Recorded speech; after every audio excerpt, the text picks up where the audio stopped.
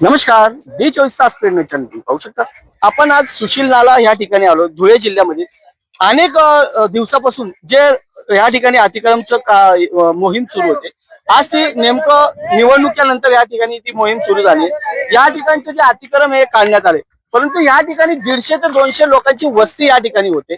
आणि आज ते लोकांना उन्हाळ्याचा वेळ, सुप्रीम कोर्टाचा एक आदेश आहे की जोपर्यंत कोणाला घर मिळत नाही तोपर्यंत त्याचं घर तोडू नये, हा सुप्रीम कोर्टाचा आदेश आहे. परंतु या ठिकाणी शासनाची मनमानी कारभार या ठिकाणी चालू आहे. याच ठिकाणी संपूर्ण जे 150 ते 200 लोक आहेत आणि या बाजूला तुम्ही बघू शकता हा नाला आहे.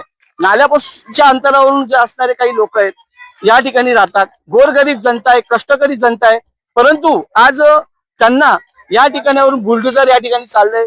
महानगरपालिकेचा असेल व या ठिकाणचे प्रशासनाचा असेल, पर्यायी जागा न दिली नाही तरी देखील त्यांचं घर या ठिकाणी उद्ध्वस्त करण्यात येत आहे. असे या स्थानिक लोकांचे या म्हणणे आहे. स्थानिक लोकांचं या ठिकाणचं प्रशासनाचं आहे. परंतु आज त्यांना घर नाही. या ठिकाणी स्थानिक आवाज उठवण्यासाठी गोरगरीब लोक आहेत, त्यासाठी आवाज उठवण्यासाठी देखील कोणी या ठिकाणी उपस्थित नाही.